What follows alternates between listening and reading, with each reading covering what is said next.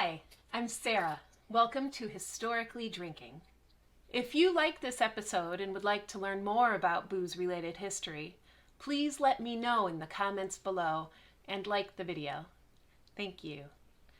On with the episode. It had been almost 15 years since the colonies declared their freedom from England on July 4th, 1776. It was spring of 1791, and Secretary of the Treasury, Alexander Hamilton, had just seen his whiskey tax pass Congress. The tax would be used to pay the nation's creditors handsomely, its soldiers after the creditors, and to redistribute money from the average people to the powerful, who Hamilton thought were best equipped to help the young nation continue to grow. Farmers, small distillers, and other citizens were already struggling financially, and this tax was the last straw. The Whiskey Rebellion began, and it threatened to tear the young nation apart. Large and small farms across the country had started to depend on the newly popular American whiskey as a commodity. The heart of its production was in western Pennsylvania.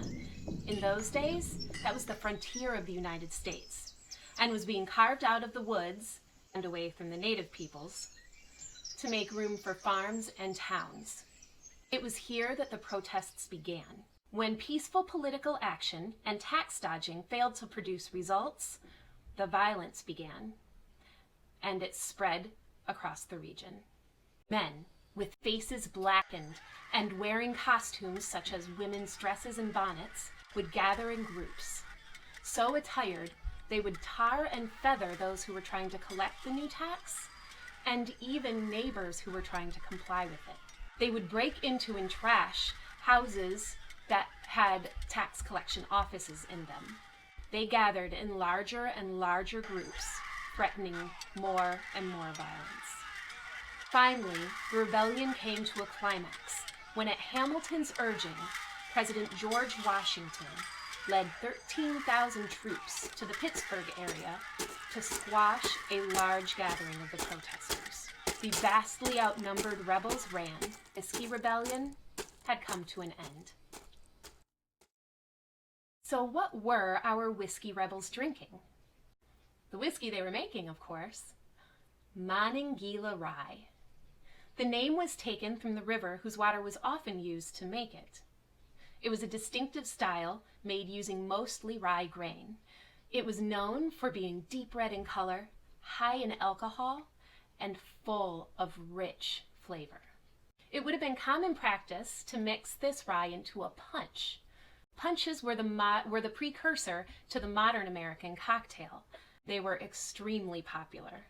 I'll bet that there were many bowls of punch drained at early American 4th of July parties. The recipe we're using today is an old one. It's called American Whiskey Punch. Oleosaccharum, sugar that has been made aromatic with citrus oil, is the key to this punch. Take 2 lemon peels and mix with 1 cup or 8 ounces of sugar. Let this sit for 1 hour. And put the combination into the bowl that you're going to be serving your punch out of. Add 3 ounces of lemon juice, 8 ounces of water, and stir until all of your sugar is dissolved. Once it is, you're going to add the whiskey. You want to use a rye whiskey here. The higher the proof, the better, and the higher the rye content, the better.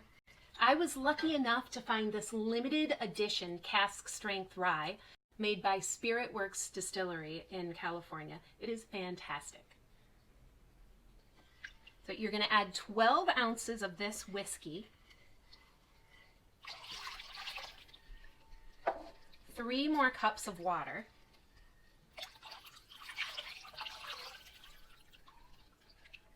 and to keep it cold, you can put in a block of ice that you've frozen ahead of time.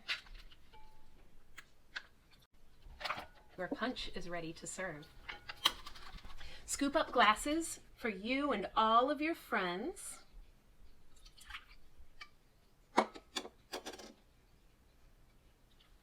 And and cheers to the USA on its birthday. Have a happy 4th of July.